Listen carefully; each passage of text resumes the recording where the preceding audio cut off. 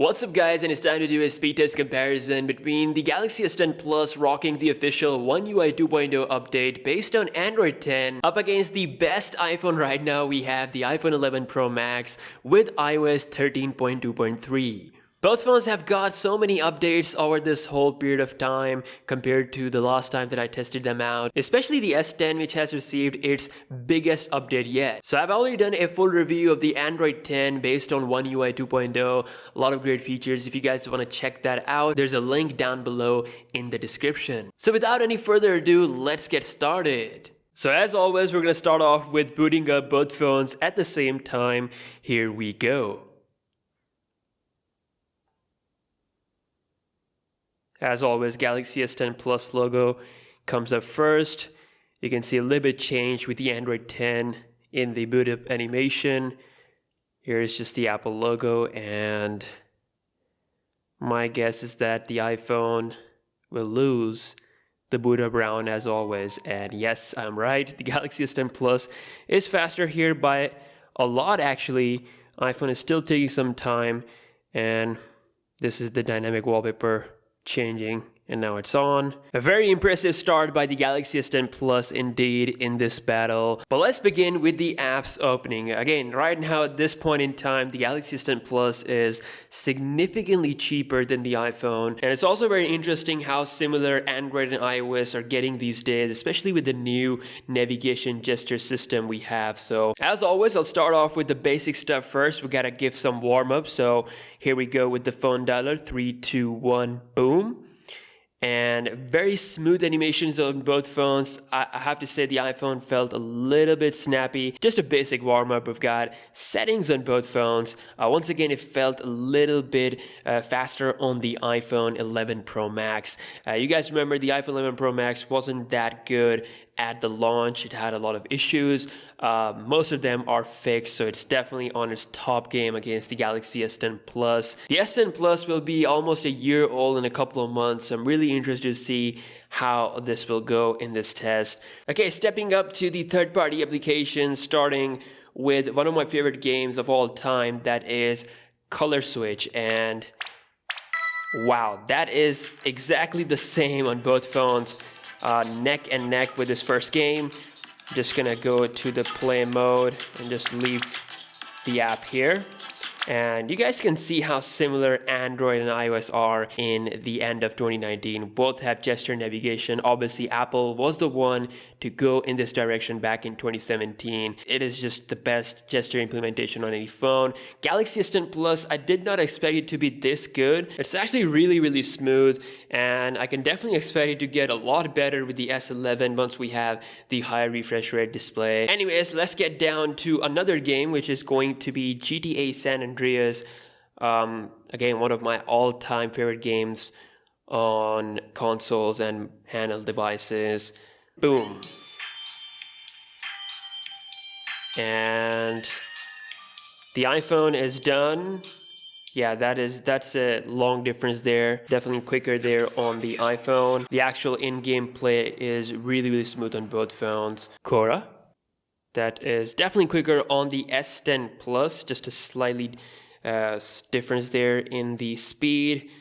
However, as far as the scrolling goes, felt a little bit more consistent on the iPhone 11 Pro Max. The S10 Plus took just a second to completely load the scrolling. Next on the list is Spotify. That's definitely quicker on the iPhone. Launching Subway Surfers on both phones.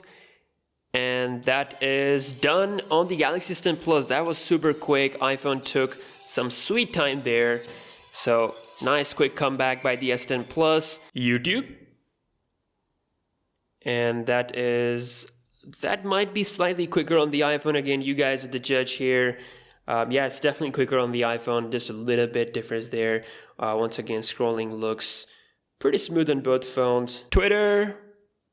And Galaxy S10 Plus, first one to get to the application, but scrolling and everything looks pretty good on both phones. Again, no problem whatsoever. Now, next on the list is Asphalt 9 game. Let's see this game loading time. iPhone seems like it's really quick here. Obviously, Again, more optimization. I think Asphalt 9 is finally optimized for the 11 Pro Max. So yeah, it is done. That was super quick. Okay, so that is a bit disappointing because it's still 30 frames per second on the iPhone. On the Galaxy S10 Plus, they have unlocked the 60 frames per second. I don't know, maybe that's why it's taking so much time. All right, the S10 Plus is done as well. It took about additional 30 seconds or something like that. But like I said, the difference here is that the S10 Plus has finally got 60 frames per second. The game runs on full sharp 60 FPS, something I really want to happen on the iPhone, but it seems like it's not here yet. Instagram, and we have very equal speed on both phones. Seems like this is the latest feed. If we check out the scrolling, again, very smooth on both phones. Checking out my profile, that got loaded up faster, a little bit faster on the iPhone. We check out my post, it's about the same speed. So with the Galaxy, we have the back key. The difference here is that you can actually swipe from any direction, whereas on the iPhone, you just have to swipe from the left. But that's totally fine because I usually swipe from the left anyways. So let's open up the Instagram camera on both phones. Boom. Faster on the iPhone. Checking it out once again faster on the iPhone, once again faster on the iPhone. I have to say Apple has done some equal optimization, but we have some awesome stuff left to check, such as RAM management. So before we do that, let's do some image editing in the Photoshop Express. So launching this at the same time, and as you can see, that is very quick on the iPhone. Launching this 100 megapixel image on both devices. We're gonna set the sharpness to 100% on both phones. Add some 100% grain in there as well, and some light leak. That is done. Time to export this image at 100% quality on both phones. You can see the iPhone took a little bit of time to load that image, getting that ready for that export. So here we go at the same time. And wow, the iPhone is done. I think it was doing some pre-rendering when it was loading that, whereas the S10 Plus is still taking some time.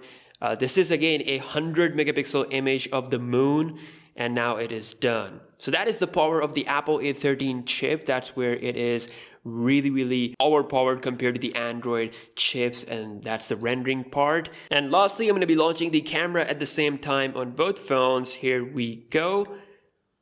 And that is quicker on the iPhone 11 Pro Max. Alright guys, time for a browsing war. First website I have is apple.com on both phones. Here we go.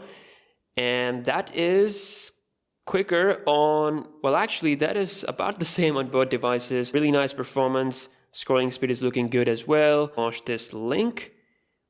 And once again, okay, it feels a little bit quicker on the S10 Plus. But overall, very smooth browser performance. And by the way, I'm using Google Chrome on the S10 Plus because for some reason, the Samsung internet browser just sucks right now at the moment. Samsung needs to do some optimization for that. So currently I'm using Google Chrome, gsmarena.com. And that is, once again, I think it might be a little bit quicker on the iPhone. Again, you guys are watching this video. Just gonna scroll around. Again, very smooth performance and very close performance. I mean, it's hard to separate these two bad boys, that felt a little bit quicker on the S10 Plus. Just gonna go back. Like I said, very smooth performance. All right, time for the fun part, which is the RAM management. Starting with phone dialer, that is still there on both phones. Felt like a refresh on the iPhone. Maybe it's a phone dialer thing. We'll see. Settings. That is still there. Color switch, and that got refreshed on the iPhone, and it also got refreshed on the S10 Plus. So first refresh on both devices. I hope they have kept other things in the memory, going to GTA San Andreas, and that is still there on the Galaxy S10 Plus. As you can see, the iPhone got refreshed. Okay. Obviously, Galaxy S10 Plus has twice the more RAM size as the iPhone 11. So this is 4, this is 8. Jumping to Quora, that is still there on both phones. Let's go. Spotify, still there. And okay, got refreshed on the iPhone. Subway Surfers got refreshed on both phones. YouTube, still there. We're back to Twitter. Asphalt 9. Both phones are keeping it in the memory. Instagram, Photoshop Express got refreshed. On the S10 Plus, iPhone is still keeping it up. Both phones are going back and forth, but so far I think the S10 Plus had more apps in the memory. But let's see, final application, browsers, still there. Alright guys, that is it for the test. I have to say I'm impressed by the S10 Plus because again, it's an older device, like a little bit older device compared to the newer hardware powered iPhone 11 Pro Max.